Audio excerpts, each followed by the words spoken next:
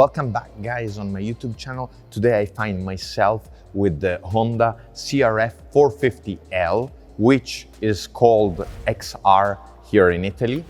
And we have the brand new Adventure kit from Rebel Exports. We are also in a very cool location because I like to sneak in places. Just a quick disclaimer, guys. If you feel my voice is a bit strange, don't worry, I'm not on drugs. It's just because we are in a place where we are not supposed to be, and I don't want any police to show up or anyone to kick us out because I want to get some very cool footage of the CRF450L. For this reason, enjoy the video and don't worry about my voice. But with no further ado, let's start looking at the features of the new Adventure line by Rebel Exports. The first thing we notice is a completely new fairing design. We have the upper transparent windshield and then a lower headlight mask that now sits the OEM CRF450L headlight, which is an LED light, obviously street legal. To match the headlight mask, we have a set of fairing side panels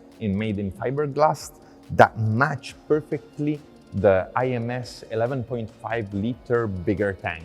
All is held up in place by two front bolts mounted on vibration rubbers and Velcro on the sides, making it easy to remove in case we need to remove the fairing. But now let's move on to the tower, a totally new design, designed from scratch, and let's see all its features. Now that you have the perspective of the rider's point of view, I can show you how the OEM dashboard has been risen up. It has, to me, a better viewing angle when we're riding, but also we have more space to sit all the wires because the CRF450L has quite a lot of wires and big connectors, but in this way we are able to wrap them all up here out of the way and not having too many wires going inside the tower. On the tower, it's a completely plug-and-play system. It utilizes the two holes that are already present on the frame. From there, we have a CNC machined clamp and a steel bracket that holds everything in place, and then two bolts holding the whole tower. It's a very easy and simple clamping system for the tower. This means it's easy, quick to install, but also to remove if we want to remove it. On the tower, we cannot see wires as the design is made so that you can really hide all the wires that you have on the bike. It's something I really appreciate, and you know from the other videos, I don't like seeing wires on towers. Starting from the bottom, we have an on-off LED stainless steel switch, very nice and looks really cool. Also doesn't use up a lot of space. It has a red ring around it, so when we press on, we'll see the red ring light up, and this will help us know if we left by mistake anything on. This switch is wired to the fuse box, to which we connect the main power wire that is included in the kit.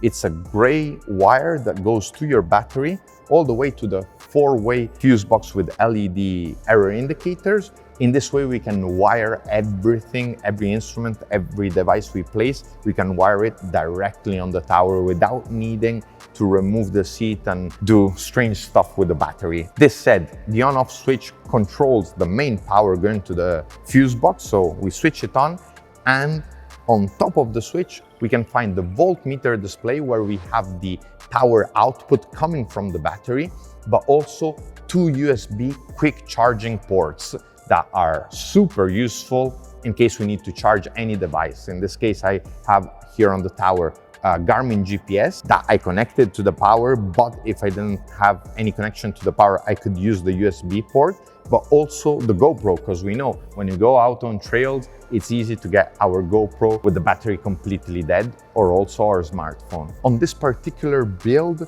we placed a Garmin 276CX with a custom bracket that can be purchased separately that gives us the possibility to adjust the tilt angle of the GPS and move it also back and forwards on the tower. Alternatively, the way the kit comes, you have places for two RAM mounts or a Garmin GPS mount and a RAM mount, or other mounts even for the Trailtech Voyager Pro. But we wanted to add this bracket so that the rider could really adjust easily the GPS. On top, we placed a GoPro so that he can record himself on the trails going fast, and he'll take part probably in a Transitalia Marathon. So you might see this bike at Transitalia Marathon. The OEM indicators are placed always on the tower. There is a reason for this.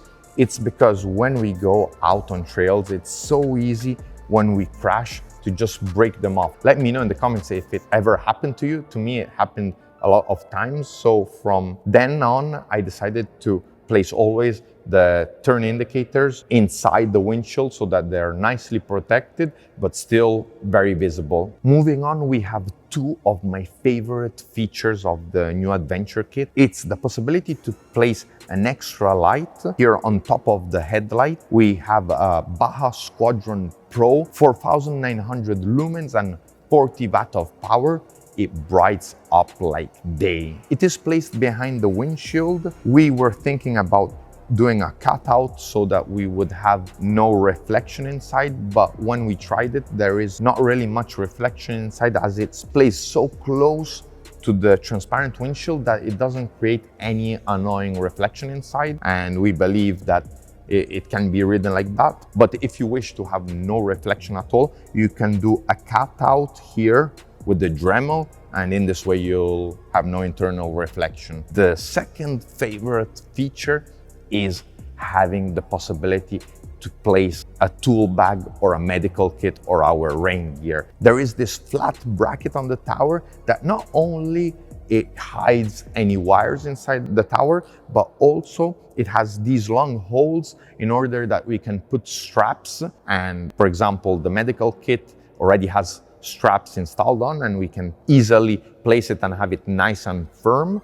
But if we want to put a tool bag, we can buy some Velcro straps, put our tool bag, tighten them, and they'll stay there. Also because they sit behind the two lights, which is incredible because the tower is so compact, and being able to pack inside this tiny tower also a tool bag is just wonderful. The tower is designed so that all the instruments are as close as the rider as possible. In this way, you don't feel the weight when riding because all the devices are very close to the handlebar. Another important thing I should tell you is that if we want to use this kit for a rally, we can simply remove the upper bracket and we can place a roadbook bracket with trip master and GPS antennas. It's a very quick procedure to do, also because if we want to access any of the wiring inside the tower that is all closed, we just remove 4 bolts, we bring up the bracket, and we can access all the wires we need to work on.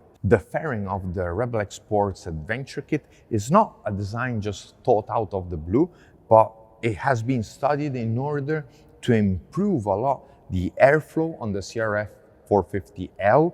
In this way, we have this lower section that deflects the air around the rider so that even when we are maybe in cold weather, we don't have the air just going directly on our legs, but to our sides. And the windshield will deflect the air on top of us. And also the middle section has this sort of triangular design so that the rider is as much protected from the elements and from the wind. In this particular build, we wanted to control the Baja Design Squadron light directly from the handlebar without having to remove our hand from the grips.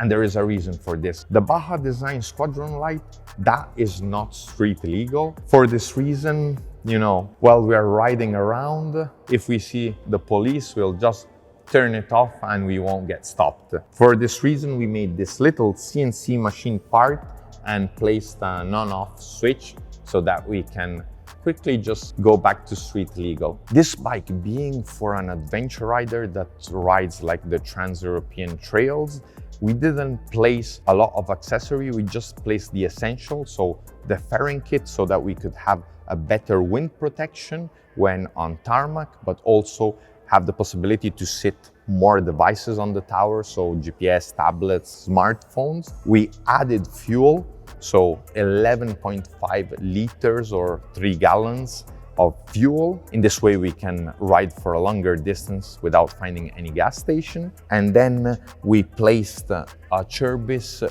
frame grips, because these have a rubber on the outside that gives slightly better grip when riding. Last but not least, we changed also the exhaust. We installed Termignoni exhaust, bit more power for this bike and also a much nicer noise. That's all with this other adventure bike build based on the Honda CRF450L. I hope you enjoyed the video and that you found it useful. Let me know in the comments if you are an owner of the CRF450L and if you use it for adventure riding and dual sport purposes. I think this bike is a real great dual purpose bike. It's a shame that here in Europe and in Italy, they don't sell that much, but I'm sure that for Australia and the United States, it's a very popular bike. Let me know your thoughts, and I better get going before anyone comes here to break my balls. See you in the next one. Ciao.